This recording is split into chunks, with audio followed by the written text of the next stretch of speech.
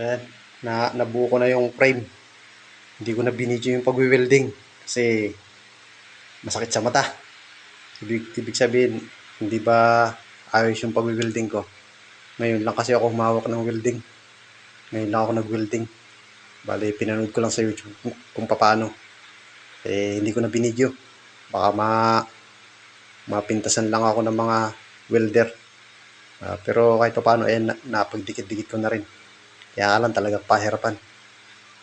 Hindi ko makuha yung tamang distansya ng rod sa bakal. Panay naninikit. Kaya tagal. Pero kahit paano, nabuo ko pa rin yung frame. Bali, itong lababo, yung sink, dyan, nasa loob na yan.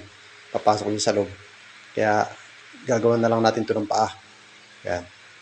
Paa, tapos mga brace. Kaya pwede nang isalpak dyan yung kitchen sink. Yan.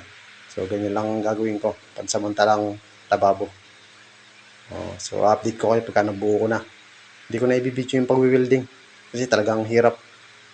Naabot ako ng siyam-siyam sa pagtatak. Yung hirap. Sinubukan ko lang mag-welding. Kasi may welding machine naman ako eh. Bumili talaga ako nito para makapag-DIY. Ayan, makapag-practice. Ayan, medyo okay na rin naman. Nakabuo na ng frame. So, susunod na lang ulit. Kapag nabuo ko na, nalagyan ko na ng paa. Sige, update ko na lang ulit kayo.